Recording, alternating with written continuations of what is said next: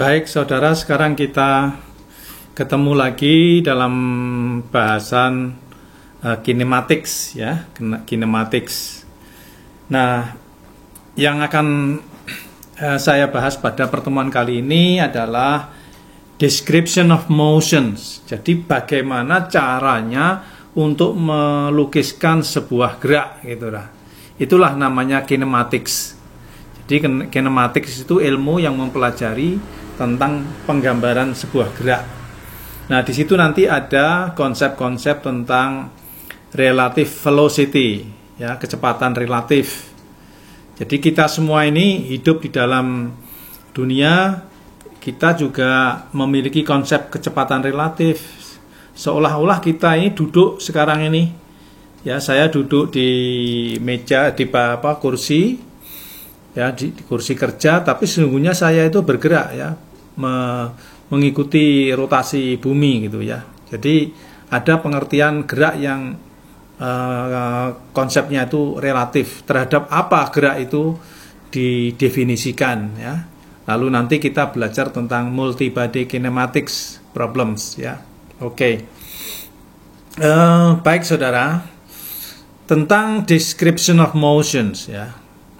Ini agak gampang menjelaskannya pakai ini.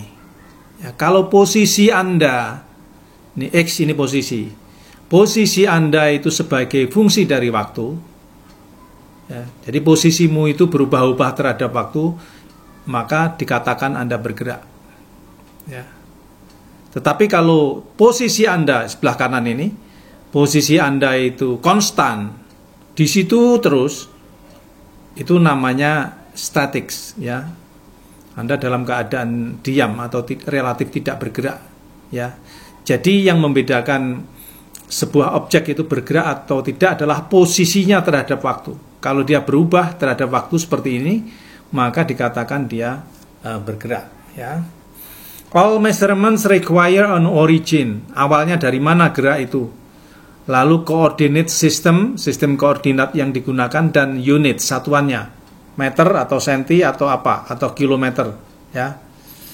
Kemudian next complication is reference frame, terhadap apa gerak itu diukur, gitu ya. Reference frame itu kerangka acuan, ya, kerangka acuannya siapa? Anda duduk di sebuah bis dengan rekan sebelah, di sebelah kursi sebelah, Anda relatif tidak bergerak, tapi Anda terhadap terminal Anda bergerak, ya. Nah, seperti itu. The term used to describe the motion of observer, ya. Tapi di sini kita kalaupun akan membahas tentang kerangka acuan, ya, kerangka acuan yang kecepatannya konstan, ya. Kita belum bisa, untuk fisika 1 ini belum memungkinkan untuk kalau kerangka acuannya itu accelerated, kita nggak akan bahas, ya. Nah, beberapa hal yang nanti akan diperkuat di dalam perkuliahan ini adalah konsep tentang posisi, ya. Ada pengertian posisi, distance versus displacement, pergeseran dan jarak, dan posisi. Ini ada beda-beda nanti, ya. Ada velocity, kecepatan, ya. Ini change of position, perubahan posisi. Tapi juga ada laju, ya, speed, ya. Speed itu is the magnitude of velocity. Jadi dia skalarnya dari kecepatan. Kalau kecepatan itu vektor, besarnya kecepatan itu namanya speed, ya. Acceleration itu change of velocity. Ya, kalau Anda nambah kecepatan itu berarti kalau Anda naik mobil lalu tiba-tiba Anda ngegas nambah kecepatan, itu namanya Anda bikin akselerasi, ya, accelerations. Nah, gitu kira-kira. Baik. Sekarang konsep tentang relative velocity dulu, ya. Nah, ini misalnya ini, ya. Ini misalnya Anda di sini, Anda melempar bola, ya. Melempar bola ke saya. Ya, saya ada di sini, tapi saya lari dengan kecepatan VBC ini. Ya. Ya. Lalu sesungguhnya kemanakah bola akan Anda lempar kalau saya lari begini? Tentu kalau Anda melempar arahnya begini, Anda keliru, ya. Anda akan miss, karena pasti saya sudah tidak ada di posisi ini, ya. Itulah mengapa maka kita perlu penjumlahan vektor. Jadi Anda melempar ke sana, ya, saya lari ke sini, sesungguhnya Anda mestinya melemparnya ke sini. Ya, seperti ini. Ya. Nah, sering dituliskan seperti ini, VA, ya, kecepatan A with respect to C. Ya. Jadi kecepatan A terhadap C. Nah, ini kecepatan A terhadap B, kecepatan B terhadap C. Ya, ini seperti itu. Ya, jadi gambarannya, kalau Anda mau bolanya saya tangkap, ngelemparmu bukan begini, ya, tapi ngelemparmu harus seperti yang ungu ini, supaya bisa saya tangkap. Itulah maksudnya pengertian tentang relative velocity. Ya, karena saya bergerak terhadap Anda, ya, bergerak terhadap Anda, kemudian Anda melempar bola, ya, seperti ini, gitu ya. Oke, jadi ada pengertian relatif di dalam kecepatan itu, ya. Oke, sekarang konsepnya. Jadi tadi saya katakan bahwa sumber dari segala sumber masih tentang gerak itu kalau posisi sebagai fungsi waktu ini diketahui. Ya, once you get the position of all times, ya, maka Anda tahu segala-galanya tentang objek itu. Jadi posisi sesaat ini dilukiskan dengan ungkapan X sama dengan X sebagai fungsi waktu. Ya. Kalau tidak sebagai fungsi waktu berarti dia bukan gerak. Ya. Nah, kalau dia fungsi waktu maka ada derivatifnya, turunannya. Nah, kalau ini Anda turunkan sekali, nanti fungsinya itu Anda turunkan sekali, maka Anda akan ketemu dengan kecepatan sesaat. Ya, kecepatan sesaat itu turunan dari posisi sebanyak sekali, ya, Anda turunkan sekali, ya. Beda dengan kecepatan rata-rata, ya. Kalau kecepatan rata-rata ngitungnya bukan begini, tapi D-nya itu delta, nah, seperti ini, ya, beda ya, diferensial sama delta beda. Jadi kalau kecepatan rata-rata Anda gunakan delta, ya, delta X dibagi dengan delta T. Mirip-mirip saja rumusnya. Hanya bedanya di sini diferensial, di sini adalah delta. Delta itu selisih. Selisih apa? Ya, selisih posisi, selisih X. Posisi kedua dikurangi posisi pertama dibagi dengan waktu, selisih waktu, waktu kedua dikurangi waktu pertama. Itu, ya. Beda dengan kecepatan sesaat karena dia pakai diferensial. Contohnya bagaimana? Kalau Anda pergi dari Semarang ke Solo, persis ketika Anda menginjak jalan tol Jatingaleh, ya, persis Anda nyebrang jembatan itu namanya kecepatan sesaat. Ya, speedometer Anda lihat, ya, Anda lihat pas Anda cross jembatan itu, speedometer menunjuk angka berapa, lah itu namanya kecepatan sesaat. Nah, berapa kecepatan rata-rata? Ya, Anda harus bagi. Anda dari Semarang Solo jaraknya berapa? 120 km. Anda capai dalam waktu 3 jam. Nah, itu berarti kecepatan sesaatnya adalah 120 dibagi 3 jam. Ya, jadi 40 km per jam. Nah, itu beda antara kecepatan sesaat dengan kecepatan rata-rata. Kecepatan sesaat itu yang ditunjukkan oleh speedometer. Ya, kalau Anda naik mobil atau naik motor. Itu kecepatan sesaat. Oke. Nah, percepatan sesaat itu the slope, ya, the slope of velocity. Jadi diferensialnya kecepatan. Ya, tadi kecepatan adalah diferensialnya posisi. Nah, sekarang percepatan itu adalah diferensialnya percepatan. Artinya sama dengan Anda melakukan turunan terhadap T 2 kali. Ya. Jadi posisi Anda turunkan terhadap T sebanyak 2 kali. Pertama Anda turunkan sekali menjadi kecepatan, setelah itu Anda turunkan sekali lagi, itu akan menjadi percepatan. Ya, sering ditulis seperti ini. Ini bukan D kuadrat, bukan, tapi ini adalah dibaca turunan 2 kali X terhadap waktu, ya, bukan kuadrat ya itu, ya. Nah, percepatan rata-rata ya berarti selisih, ya, bukan diferensial tapi delta V dibagi dengan delta T, yaitu V2 dikurangi V1 dibagi dengan T2 min V1. Nah, itu konsepnya. Jadi ada istilah sesaat, ada istilah rata-rata, ya. Nanti ada istilah posisi, ada distance, ada jarak, ada displacement, ada pergeseran, ya. Oke.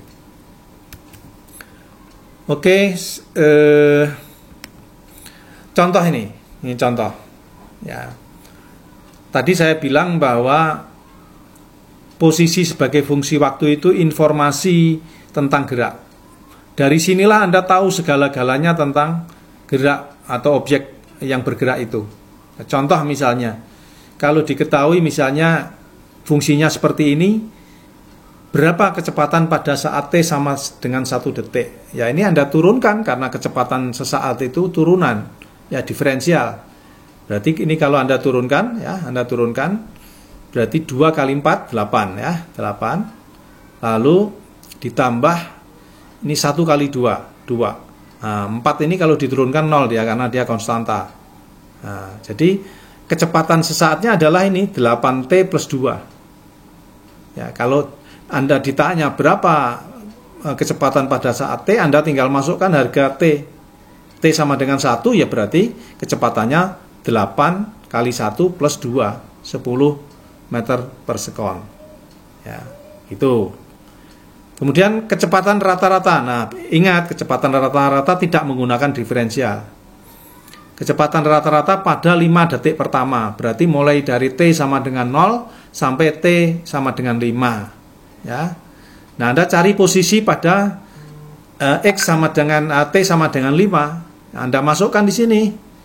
Nah, T-nya sama dengan 5 Anda masukkan. Berarti 4 kali 5 kuadrat. Berarti 100. Ya, plus 2 kali 5, 10, ditambah 4, berarti 114. Ya. Pada T sama dengan 0, Anda masukkan di sini sama dengan 4 harganya. Jadi distance, ya, ingat, ini distance berarti. Ya.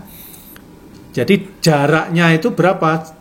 Posisinya memang 114, tapi jarak yang ditempuh oleh benda ini selama 5 detik, ini jarak yang ditempuh adalah 114 dikurangi 4. Nah, itu namanya distance, ya.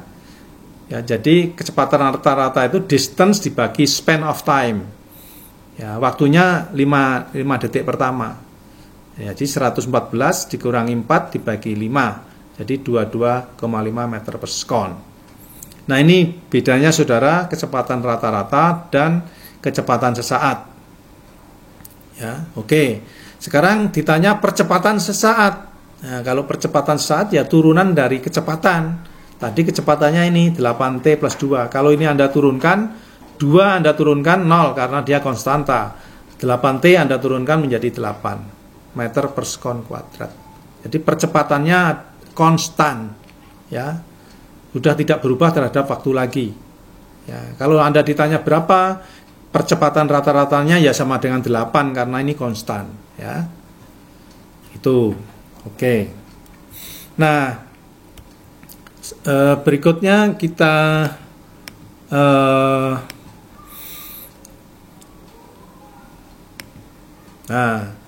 jadi di dalam kinematics itu ada konsep begini, change, perubahan. Nah, perubahan itu kalau di grafik itu ditunjukkan oleh slope, kemiringan. Kalau Anda bikin grafik sumbu X, sumbu Y, kemiringan itulah slope, itulah perubahan, itulah derivatif. Ya, derivatif itu adalah kemiringan, slope atau change atau perubahan.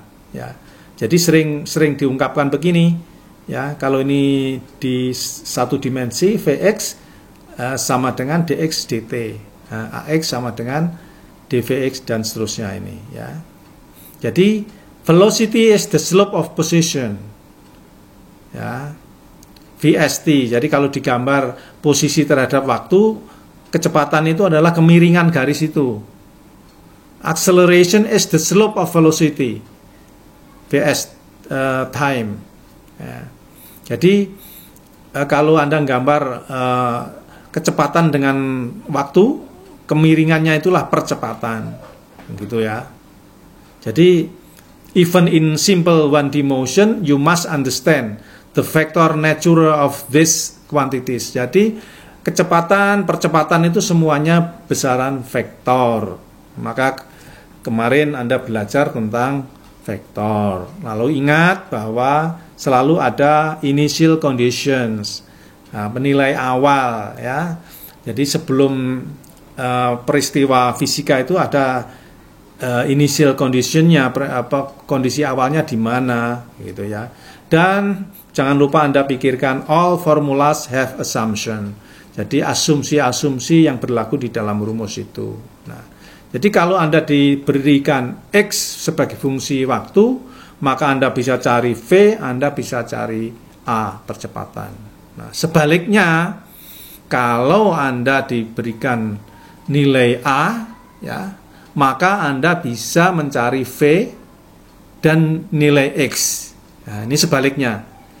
Ini kalau Anda telusuri bagaimana caranya, ini pakai integral ya. Jadi kalau ini Anda integralkan, ini menjadi kecepatan seperti ini bentuknya ya. Kalau ini diintegralkan menjadi ini bentuknya. Jadi kebalikannya diferensial itu adalah integral ya, integral. Kalau Anda nggak percaya, silahkan Anda turunkan ini. Benarkah kalau ini Anda turunkan menjadi V? Ya, coba. Ini Anda turunkan 0 kan? Karena konstanta. Ini kalau Anda turunkan menjadi V0 ya. V0. Ini kalau Anda turunkan menjadi AT. Nah, persis seperti ini ya. Seperti ini. Kalau ini Anda turunkan, ini menjadi A. Ya, contoh. Ini konstanta. Kalau Anda turunkan 0. Ini AT, kalau Anda turunkan menjadi A, jadi menjadi A, ya, gitu. Nah, yang merah-merah ini adalah initial condition dan itu konstanta, ya. Sedangkan yang biru-biru ini physical fenomenanya, ya. Ini kondisi-kondisi awalnya ini Anda harus kenali, ya, itu. Oke.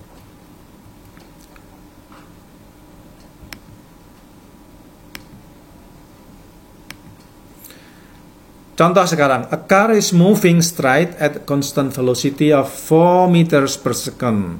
Per seconds. The starting position is 10. Jadi ini starting position berarti initial condition. Ini adalah nilai awal. Nah, karena ini posisi maka X0. Anda taruh di sini 10. Ya. Then the car runs for 2 seconds. Ya, 2 detik dia. Kecepatannya 4 meter per detik. Berjalan selama 2 detik. Calculate current car position. Kan calculate distance. Nah, kalau posisi, Anda hitung pakai rumus yang tadi. Ya, V-nya sama dengan 4, T-nya sama dengan 2 detik. Anda hitung, X sama dengan X0 plus VT. Sehingga hasilnya 18. Ini posisinya. Apakah ini distance? Ini jarak? Bukan. Karena sebelumnya dia sudah punya 10. Lalu distance-nya berapa? Ya hanya yang ini. Distance-nya itu yang fisiknya yang ini. Yang V kali T itu. Yang sama dengan 8 meter. Ya gitu. Jadi Anda sudah tahu sekarang bedanya posisi dan distance ya. Posisi itu total dari posisi awal dan distance ya. Kalau distance itu khusus yang disebabkan oleh gerak itu. Ya, nilai kondisi awal tidak masuk di situ. Ya, oke.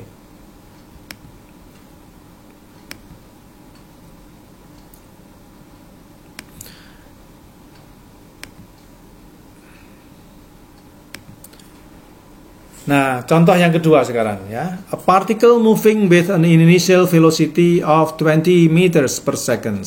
Ini berarti V0. Ini initial condition. Ya, Anda taruh di sini. Ini V0-nya. Ya, V0-nya ini. Anda tandai ini V0-nya. Is slowed by a deceleration of 2 meters per second square ya. Jadi diperlambat dengan perlambatan 2 meter per sekon kuadrat for 4 seconds, selama 4 detik.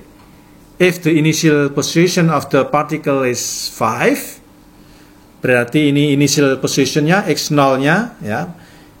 Calculate, hitung particle position and distance ya. Particle velocity at 4 seconds ya, gitu. Nah, sekarang tahu x0-nya Anda ganti 5, v0-nya Anda ganti 20 ya. Sehingga rumus umumnya menjadi 5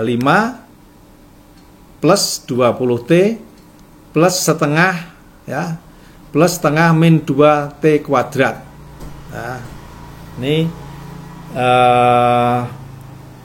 minus mestinya ya. Ya, karena ini diperlambat ya. Diperlambat mestinya ini minus. Ya, nanti dikoreksi ya, dikoreksi. Ya, ini memang di apa namanya? Disengaja supaya Anda kritis di sini ya. Jadi silakan Anda hitung berapa posisinya ya. Kalau ini dipercepat hasilnya seperti ini ya, 69 ini. X-nya itu distance-nya dikurangi dengan x0 itu menjadi distance ya. Gitu. Nah, kemudian V-nya, nah, V-nya sudah benar apa enggak ini?